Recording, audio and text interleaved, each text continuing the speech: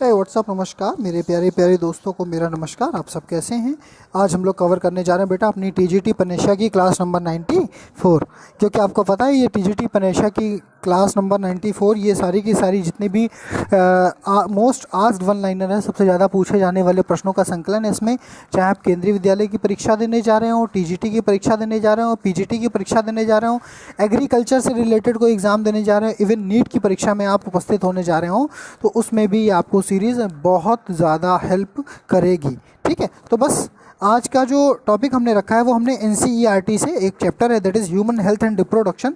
उसमें mode of sexual reproduction, asexual reproduction या आपका स्पर्मियोजेनेसिस क्या है, मेंस्ट्रुअल साइकिल का फ्लो, प्रोजेस्टेरॉन, अलैंगिक जनन की कितनी विधियां हैं, इन सबको ज़्यादा महत्व दिया। एलएच क्या करता है, एफएसएच क्या करता है, प्लेसेंटा किस तरह से काम करती है, स्टेम सेल क्या है, कोलेस्ट्रम क्या है, स्पर्मेटेड से स्पर्मेटोजोआ कैसे बनता है, क्या तरीका है, इनसे रिलेटेड अच्छे अच्छे क्वेश्चंस का कलेक्शन किया है। तो बस आपको कुछ नहीं करना है, सुनते चलना है एक एक करके बहुत ध्यान से। बहुत ज़्यादा इंपॉर्टेंट टॉपिक ये सिद्ध होने वाला है आपके लिए। इसलिए सिद्ध होने वाला है क्योंकि ये एक ऐसा टॉपिक है, चाहे आप कोई भी एग्जाम देने जाए उसमें अगर एनसीईआरटी पूछी जा रही है तो ह्यूमन हेल्थ एंड रिप्रोडक्शन एक बहुत बड़ा सेक्टर होता है, एक वास्ट सेक्टर होता है, जिससे आप बहुत सारे क्वेश्चंस को क्रिएट कर सकते हैं। तो बस हम लोगों को केवल क्या करना है, सुनते चलना है ध्यान से। तो भाई देखो स्टार्ट करते हैं। That is MTP. एमटीपी का मतलब होता है बेटा मेडिकल टर्मिनेशन ऑफ प्रेगनेंसी। क्या बोला? Medical termination of pregnancy. कुछ नहीं है, थोड़ा रंगबाजी वाला नाम है। ये कुल मिलाकर क्या बोलने मालूम?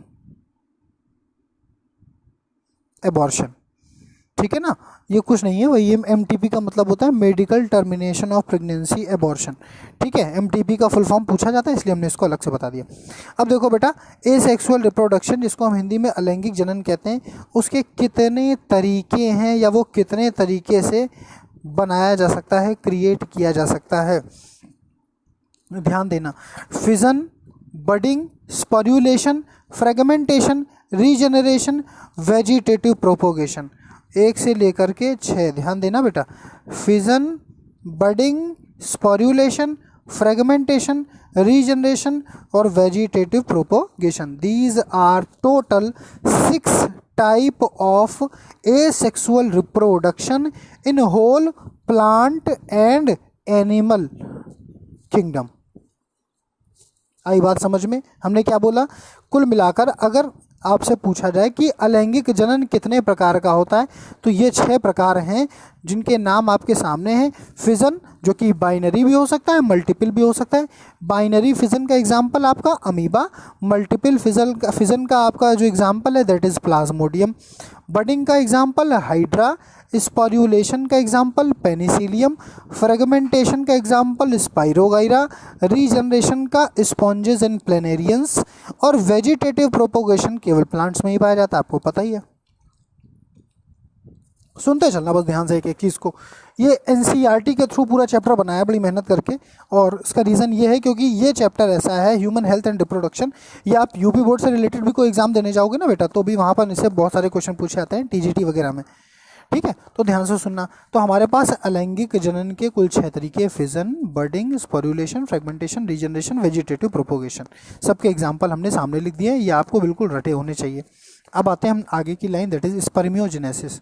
ये स्पर्मियोजेनेसिस है क्या? जब स्पर्मेटिड का स्पर्मेटोजोआ में ट्रांसफॉर्मेशन होता है।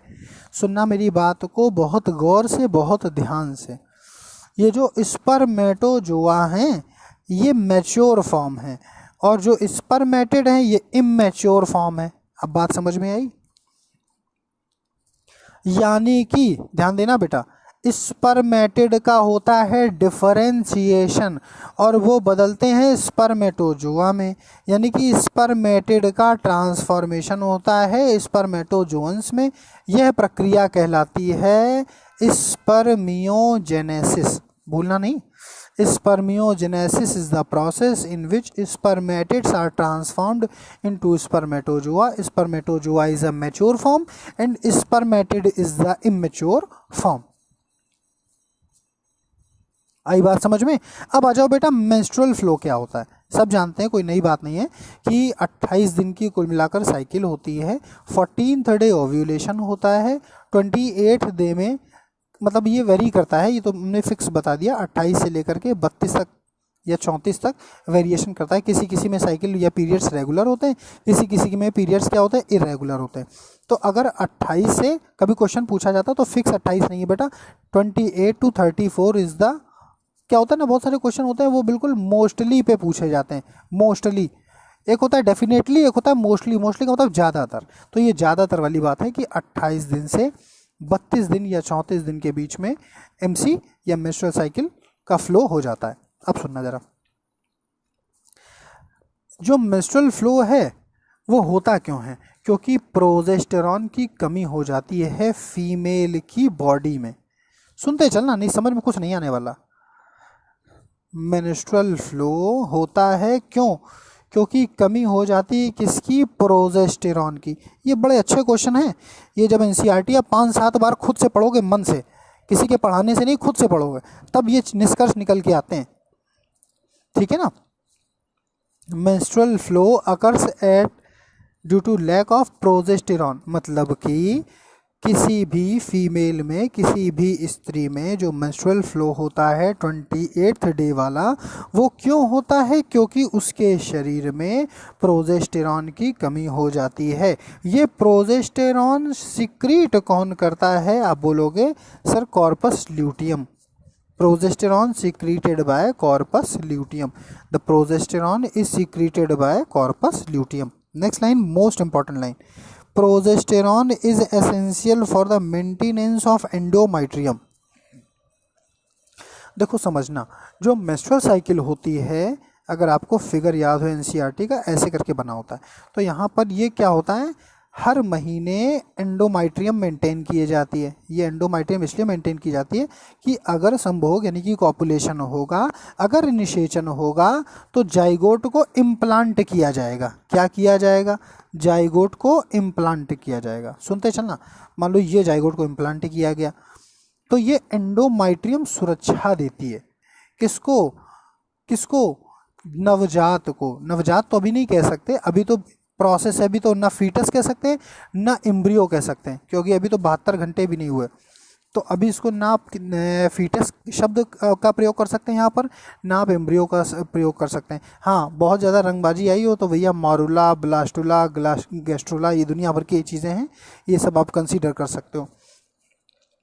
और कुछ नहीं बोलना है तो सबसे बढ़िया है जाइगोट। ठीक है, जाइगोट का इम्प्लांटेशन होता है, उस इम्प्लांटेशन को मेंटेन करने की जिम्मेदारी एंडोमेट्रियम की होती है। लेकिन अगर बेबी नहीं होता एमसी में, तो क्या होता है, ये एंडोमेट्रियम प्रोजेस्टेरॉन की कमी के कारण कट कट के गिरने लगता है। That is known as menstrual flow. इतना अच्छे से शायद ही कोई समझा पाएगा, अब समझ में आ जाना चाहिए।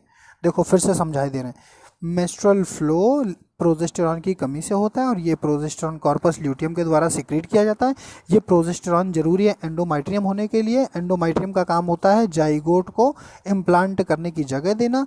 जब बेबी नहीं होना होता, यानी कि जब एमसी खाली जानी होती है, तो ऐसी कंडीशन भी है, एंडोमेट्रियम कट कट के गिरता है लाइक ब्लड क्लॉट्स। तो इस कंडीशन को हम कहते हैं मेंस्ट्रुअल फ्लो। और progesterone is essential for the maintenance of endometrium. जब प्रोजेस्टेरॉन की कमी हो जाएगी तो एंडोमेट्रियम कट कट के गिरने लगेगा। ठीक है, अब हमें लगता है इससे ज़्यादा पढ़ाने की इसमें आवश्यकता नहीं है, बहुत अच्छे क्वेश्चन बनते हैं, अब आप निकाल ले जाओगे। अब यहाँ आओ भैया, ये बहुत ज़्यादा पूछा जाने वाला प्रश्न है कि स्पर्म बनने का पूरा सीरीज़ क्या होता है। देखो सबसे पहले स्पर्मेटोगोनिया बनेगा, फिर पहली माइटोसिस होगी। जब माइटोसिस होगी तो पहला प्राइमरी स्पर्मेटोसाइट बनेगा, फिर फर्स्ट मियोटिक डिवीजन होगा तो सेकेंडरी स्पर्मेटोसाइट बनेगा, फिर सेकेंड मियोटिक डिवीजन बनने के बाद ये बन जाता है स्पर्मेटिड। और यही स्पर्मेटिड से स्पर्मेटोजुआ बनने की प्रक्रिया हमने अभी पढ़ी थोड़ी देर पहले, क्या? स्पर्मियोजेनेसिस। तो यहाँ पर बस थोड़ा सा डिफरेंशिएशन होता है, या आप ये कह दो बस मैच्योरिटी लाई जाती है। किस में? स्पर्मेटिड से स्पर्मेटोजुआ में। आई बात समझ में? ठीक है, तो चलो बात खत्म। क्वेश्चन पूछा जाता बराबर कि फर्टिलाइजेशन होता कहाँ है, कि तो आपको बोलना है सुन लीजिए मेरी बात को बहुत ध्यान से। क्वेश्चन पूछा था कि फर्टिलाइजेशन होता कहाँ है, आपको बोलना है एम्पुलरी इस्थेमिक जंक्शन। ये एनसीईआरटी की लाइन है, कान खोलकर सुन लीजिए, एम्पुलरी इस्थेमिक जंक्शन। और अगर आपको ये लाइन नहीं मिलती तो लिखा होगा एम्पुला ऑफ ओविडक्ट। फर्टिलाइजेशन कहाँ होता है, न वेजाइना में होता है, न वेजाइनल चैम्बर में होता है, और फैलोपियन ट्यूब के एक भाग जिसको आप कह सकते हो एम्पुलरी इस्थेमिक जंक्शन यानी एम्पुला ऑफ ओविडक्ट, वहाँ पर जाकर निषेचन होता है। बहुत ज़्यादा अति कर दी थी इस प्रश्न ने, मेडिकल की परीक्षाओं में बहुत पूछा जाता था। LH और FSH रेगुलेट करते हैं स्पर्मेटोजेनेसिस को, बिल्कुल सही बात है, ध्यान देते चलना। LH एंड FSH यानी कि luteinizing hormone and follicle stimulating hormone, they both regulate the process of spermatogenesis. LH काम करता है लेडिग सेल पे और FSH काम करता है सर्टोली सेल पे। ये तीनों लाइनें आंख बंद करके रट लीजिए, ये तीनों लाइनें अति महत्वपूर्ण हैं। LH काम करता है लेडिग सेल पे, FSH काम करता है सर्टोली सेल पे। अब आ जाओ भैया, प्लेसेंटा का बहुत प्यारा क्वेश्चन छांट के रखा है आपके लिए हमने, बहुत ज़्यादा पूछा जाने वाला प्रश्न है ये प्लेसेंटा से। एंडोथीलियल और दुनिया भर की वो जो चीज़ें हैं वो हम पहले आपको करा चुके हैं कि क्या बोलते हैं, ह्यूमन में कैसा प्लेसेंटा पाया जाता है, हीमोकोरियलिस प्लेसेंटा, दुनिया भर की ये चीज़ें हम पहले करा चुके हैं। अब ये एकदम नई चीज़ है, ध्यान से सुनना। जो प्लेसेंटा है, क्वेश्चन पूछा था क्या ये एंडोक्राइन ग्लैंड की तरह काम करता है, तो आप कह सकते हो हाँ, ग्लैंड तो नहीं लेकिन हाँ एंडोक्राइन टिश्यू की तरह काम जरूर कर सकता है। फिर हम पूछेंगे क्यों भैया, तो आप कहोगे सर क्योंकि ये HCG निकालता है, HCG ह्यूमन कोरियोनिक गोनेडोट्रोपिन निकालता है। और क्या निकालता है बेटा, ईस्ट्रोजन निकालता है। और क्या निकालता है बेटा, प्रोजेस्टेरॉन निकालता है। ये क्वेश्चन साधारण प्रश्न नहीं है, बड़े इंपॉर्टेंट है, बड़े महत्वपूर्ण है। जब आप बहुत पढ़ाई करेंगे तब ये चीज़ें निकल के आती हैं, और ये हम आपको उपलब्ध इसीलिए कराए दे रहे हैं ताकि आपकी प्रिपरेशन पे 4 चांद लग जाएं और भी स्ट्रांग हो जाए आपकी प्रिपरेशन। जो चीज़ें आप 2 घंटे में पढ़ोगे वो हम 10 घंटे पढ़ के और आपको 2 मिनट में बताने का प्रयास करते हैं। आप अपना समय बचाइए, मेरा तो खर्च हो ही रहा है, उस समय का आप सदुपयोग करिए। सुनते चलना बेटा। तो प्लेसेंटा एक एंडोक्राइन टिश्यू की भांति कार्य करता है। कैसे कार्य करता है, प्लेसेंटा एक एंडोक्राइन टिश्यू की भांति कार्य करता है, सुनते चलना बेटा, और प्रोड्यूस करता है HCG that is human chorionic gonadotropin, oestrogen produce करता है और प्रोजेस्टेरॉन को प्रोड्यूस करता है। कोलेस्ट्रम नाम शायद आपने सुना है कि नहीं सुना, भगवान मालिक है, हम आपको बता दे रहे हैं एक बार, बहुत ज़्यादा प्रश्न पूछा जाता है इसमें। ये जो कोलेस्ट्रम है ये एंटीबॉडी की तरह कार्य करता है। वो भी कौन सी एंटीबॉडी, एंटीबॉडी ए, और अंग्रेजी में सुनना चाहते हो that is called IgA। IG पूछो क्या होता है, हम बोलेंगे immunoglobin. Antibodies are immunoglobins, these all are the lines of NCERT। This lecture is so much important for the purpose of TGT, Kendriya विद्यालय, Navodaya Vidyalaya, NEET, agriculture BSc, ठीक है ना, सुनते चलना इसीलिए बहुत ध्यान से। ये जो कोलेस्ट्रम है बेटा ये एंटीबॉडी ए की तरह कार्य करता है।